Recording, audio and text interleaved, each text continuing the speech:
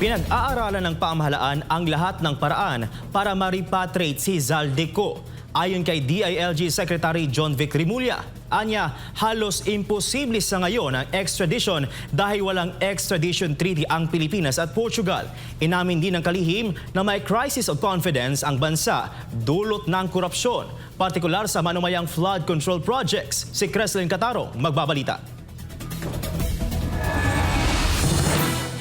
Kasalukuyang nasa ibang bansa ang dating Ako Bicol Party List Representative Zaldico na iniimbestigahan sa umunoy malawakang anomalya sa flood control projects ng gobyerno. Sa isang palace briefing nitong Martes, sinabi ni DILG Secretary John Vic Rimulya na may indikasyon na si Ko ay nasa Portugal at maaring may hawak na Portuguese passport, bagamat patuloy pa itong biniberipika ng mga otoridad. We suspect na nasa Portugal siya. Information namin ay meron siyang Portuguese passport out of an immigration clause na nilagay nila. Ang information namin ito ay 10 years old pero i-verify pa namin. Kaugnay nito sinabi ni Rimulya na nagbigay ng formal na utos si Pangulong Ferdinand Marcos Jr. na magsagawa ng hakbang upang maiproseso ang extradition treaty sa Portugal. Pero nagbigay ng instructions sa President na formally mag-apply na kami ng extradition treaty sa kanila. Sa isang media interview, sinabi ni Rimulya na ang naging utos ng Pangulo ay pag-aralan lamang ang posibilidad ng pag-apply ng extradition kay Ko.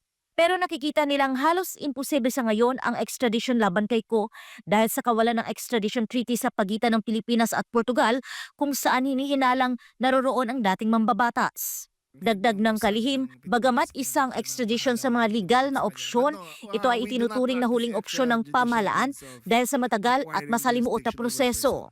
Ayon naman kay Presidential Communications Office Secretary Dave Gomez, ang proseso ng extradition ay maaaring umabot ng ilang taon, kaya hindi ito ang pangunahing opsyon ng administrasyon. Kabilang sa mga alternatibong opsyon ang pagdaan sa mga international organization gaya ng Interpol, United Nations at iba pang ahensyang makatutulong sa proseso.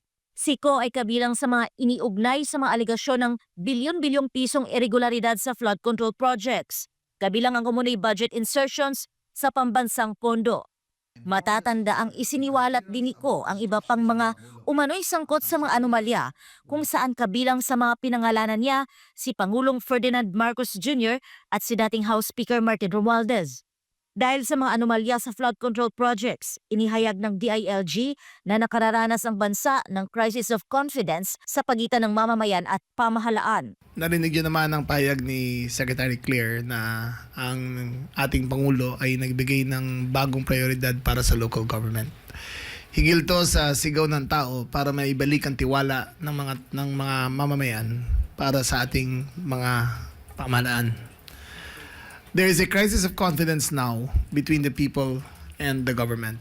That was caused by the revelations of the flood control scandal. Binigyang diin pa ni Rimulya na kailangang tugunan ang isyong ito para maibalik ang tiwala ng publiko at panagutin ang mga sangkot sa katiwalian.